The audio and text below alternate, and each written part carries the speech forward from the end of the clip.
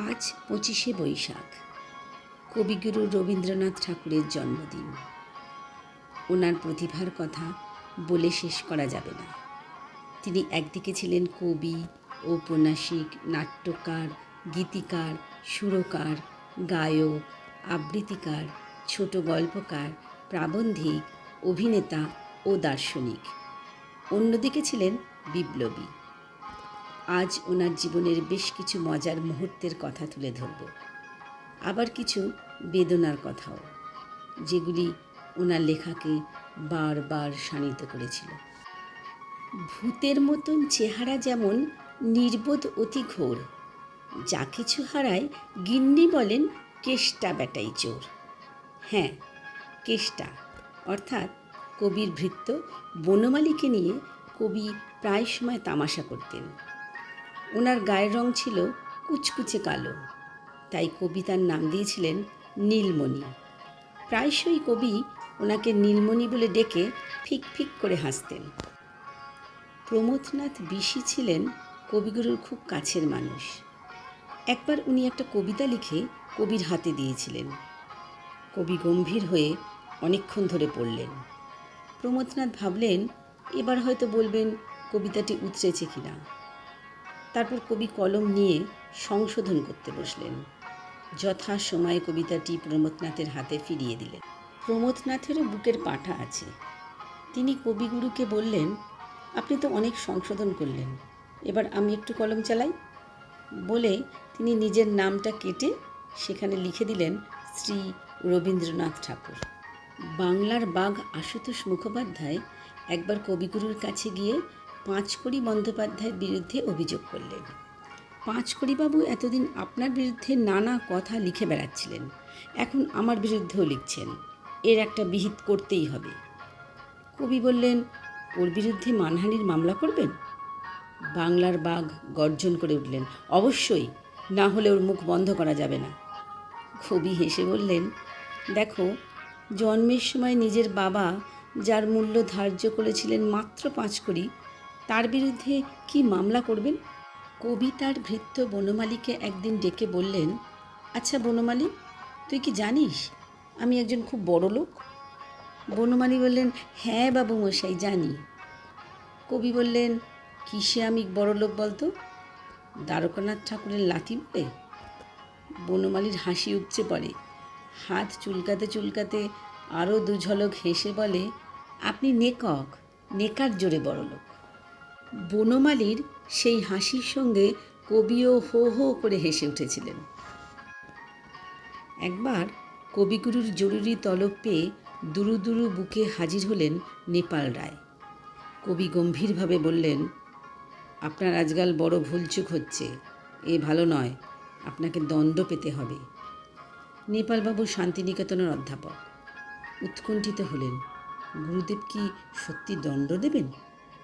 গুরুদেব পাশের ঘর থেকে একটা লাঠি নিয়ে হাজির হলেন। তবে কি লঠ্ঠৌষধির ব্যবস্থা? কবি লাঠিটা নিয়ে নেপালবাবুর দিকে এগিয়ে গেলেন, বললেন, আপনার দণ্ড, কাল আপনি ভুলে ফেলে গিয়েছিলেন।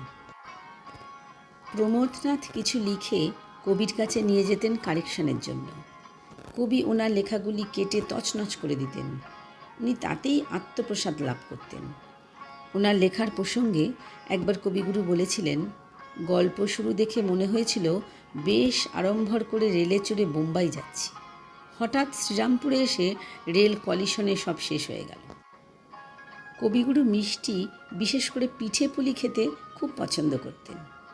একবার শান্তিনিকেতনের এক মহিলা পিঠে পুলি করে কবিগুরুকে পাঠিয়ে দেন। তারপর একদিন তিনি এসে দেখেন কবি সপারিষদ বসে আছেন। পিঠে কেমন হয়েছিল তার একটা সার্টিফিকেট তিনি কবির কাছে পেতে চান। কবি বললেন, নেহাত যদি শুনতে চাও তো বলি, লোহা কঠিন, পাথর কঠিন, আর কঠিন ইষ্টক, তার অধিক কঠিন কন্যে তোমার হাতের পিষ্টক। একবার প্রমথনাথ একটা যাত্রাপালা লেখেন। শান্তিনিকেতনে সেটা অভিনীত হয়। দর্শক আসনে কবিগুরু নিজে উপস্থিত ছিলেন। পরদিন সকালে যথারীতি ডাক পড়ল। প্রমথনাথ পিঠে কুলো বেঁধে গেলেন। কবির মুখ দেখে বুঝলেন তার ধারণা ভুল নয়।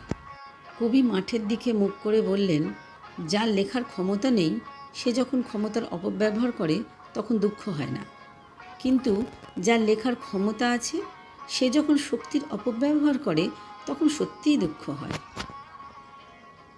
এরপর কবি প্রমথনাথের দিকে তাকিয়ে দেখেন সে হাসছে। কবি বললেন, কী হলো, হাসছিস যে? প্রমথনাথ এই তিরস্কারকে আশীর্বাদ ধরে নিয়ে কবির পায়ের ধুলো নিয়ে সাহসের সঙ্গে বললেন, আগে এইটুকু অন্তত জানলাম আমার লেখার শক্তি আছে। লর্ড কার্জনের বঙ্গভঙ্গের সিদ্ধান্ত নিয়ে সারা দেশে প্রতিবাদের তাণ্ডব চলছিল। কবিগুরুও তাতে সক্রিয়ভাবে যোগ দিয়েছিলেন। সেই সময় নাটোরের মহারাজের মেয়ের বিয়েতে কবিগুরু নিমন্ত্রিত। মহারাজ নিজে দরজায় দাঁড়িয়ে সবাইকে অভ্যর্থনা জানাচ্ছেন। সেই সময় কবিগুরু হন্তদন্ত হয়ে হাজির হয়ে বললেন, অত্যন্ত দুঃখিত, দেরি হয়ে গেছে।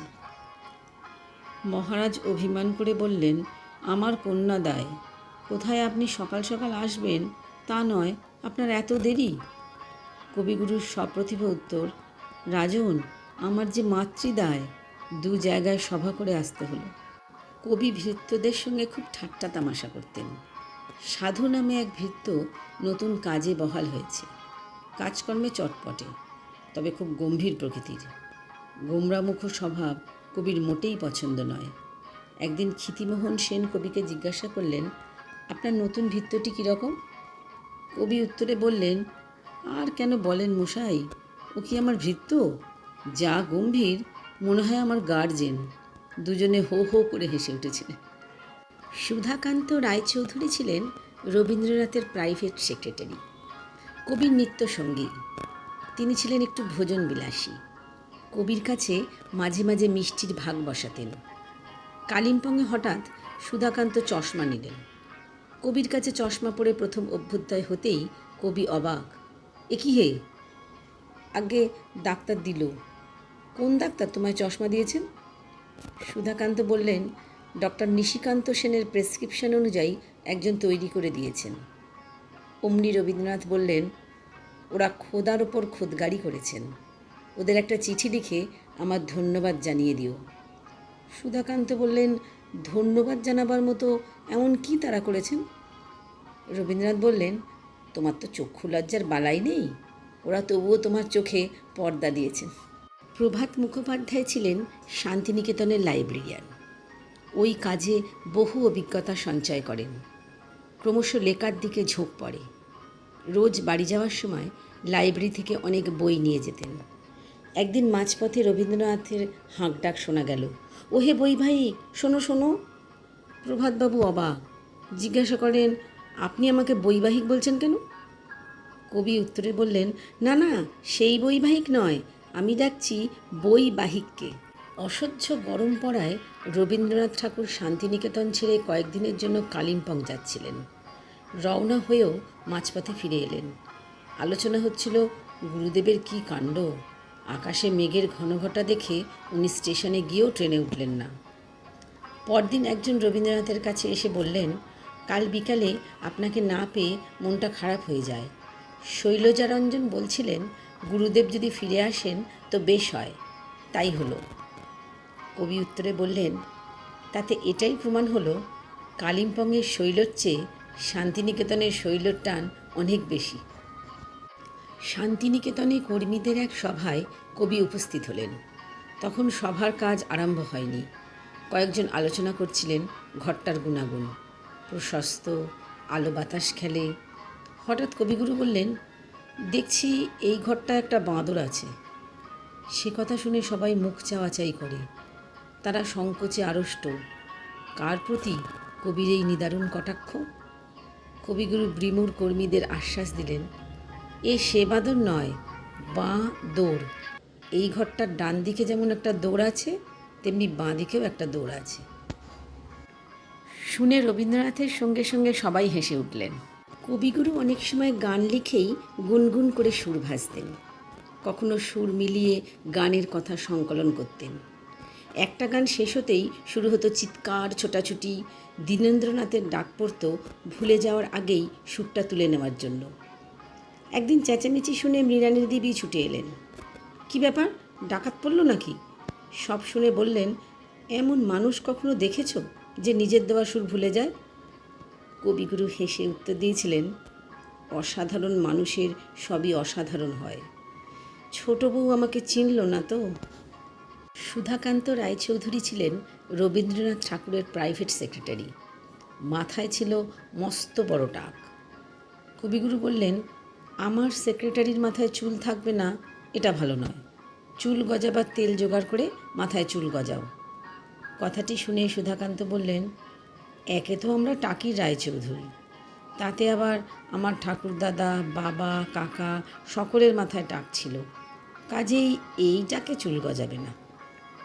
কবিগুরুর উত্তর শুনে মৃদু হেসে বললেন, আমার কথা উইথড্র করে নিলাম। টাক যদি তোমাদের বংশমর্যাদার অংশ হয় তখন অবশ্যই তা শিরোধার্য। বিশ্ববরেণ্য সাহিত্যিক বিশ্বকবি রবীন্দ্রনাথ ঠাকুর জীবনে যত দুঃখ বহন করেছেন তা পৃথিবীর খুব কম সাহিত্যিকের জীবনেই ঘটেছে বলে মনে হয়।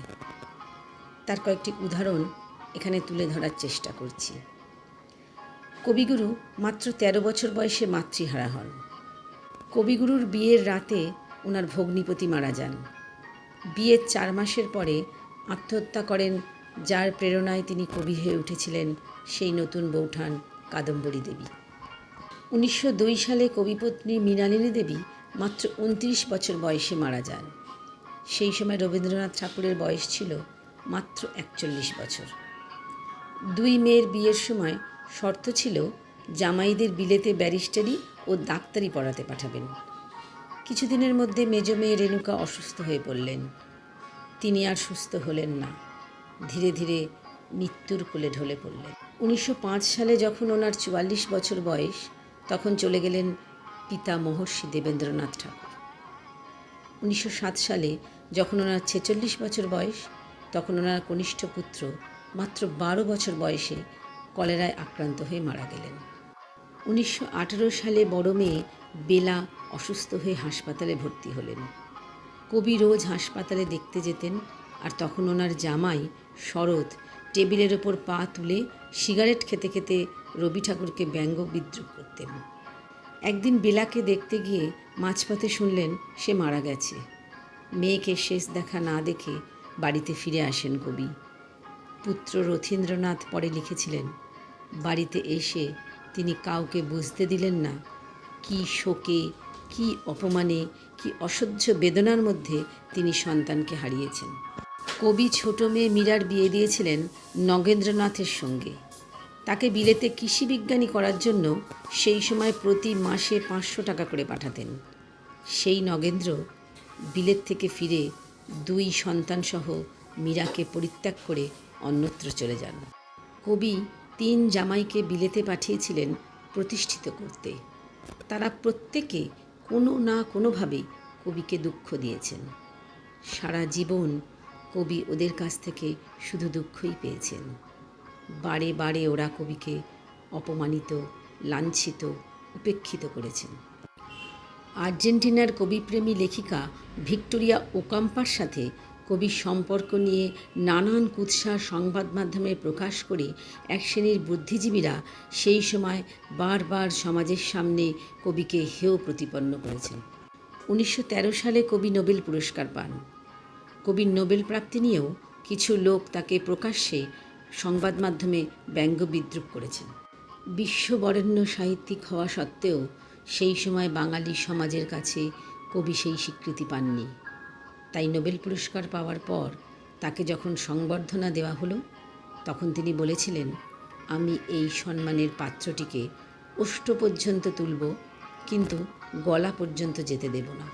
কত বড় দুঃখ, অভিমান থাকলে মানুষ কথা বলে। বারে বারে মৃত্যু, দুঃখ, লাঞ্ছনা, অপমান কবিকে শানিত করেছে সৃষ্টিপথে, নির্মোহ করেছে জগৎ সংসারে, নস্টালজিক করেছে ক্ষণে ক্ষণে। তাই তিনি বলতে পেরেছেন, আছে দুঃখ, আছে মৃত্যু, বিরহ দহন লাগে, তবুও শান্তি, তবুও আনন্দ, তবুও অনন্ত জাগে।